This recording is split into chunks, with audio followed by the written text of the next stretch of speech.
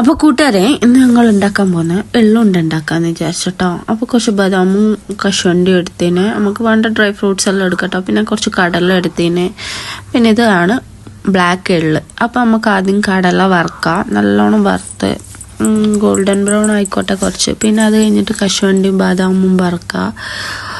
അത് കഴിഞ്ഞ് നമുക്ക് എള്ള് വറുക്കുക. അങ്ങനെ എല്ലാം വറുത്തെടുക്കണം കേട്ടോ. അത്യാവശ്യം എള്ളെല്ലാം ക്രിസ്പി ഇങ്ങനെ പൊട്ടുന്ന പോലെ ഒച്ചയെല്ലാം കേൾക്കും നമുക്ക്. അതുപോലെ എള്ള് വറുത്തെടുക്കുക. കരിഞ്ഞു പോകണ്ട, എന്താ വെച്ചാൽ ബ്ലാക്ക് ആയതുകൊണ്ട് കരിഞ്ഞാൽ തിരിയില്ലല്ലോ നമുക്ക്.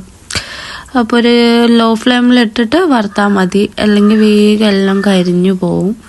ഇതുപോലെ കൈവിടാതെ വറുത്തെടുക്കുക. അതിന് ശേഷം നമുക്ക് അവിലും കൂടി വറുക്കാം.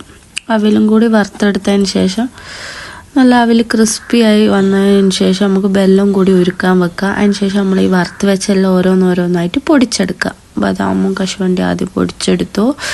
പിന്നെ കടല അതിൻ്റെ തോലെല്ലാം ഒരുവിധം കളഞ്ഞിട്ട് അതും എടുത്തു കഴിഞ്ഞു. പിന്നെ നമുക്ക് എള്ള് പൊടിച്ചെടുക്കുക. എള്ളും കൂടി നല്ലോണം പൊടിച്ചെടുക്കുക കേട്ടോ.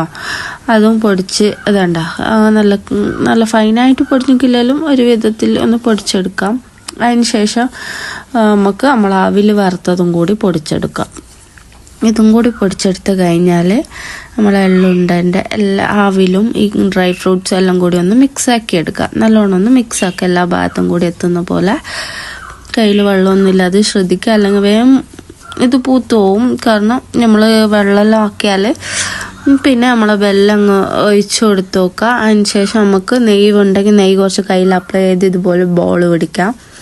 അല്ലെങ്കിൽ ഇതിൽ വെല്ലം ചതക്കിയിട്ട് പൗഡർ പരുവത്തിൽ നമുക്കിത് തിന്നാം. ഇതിൽ ഇനിയും വേണ്ടത്ര നമുക്ക് ഇൻഗ്രീഡിയൻസ് ചേർക്കാം. ഞാൻ ഇത്രേ ചേർക്കുന്നുള്ളൂ. അപ്പോൾ ഇഷ്ടപ്പെട്ട ലൈക്ക് ചെയ്യാം.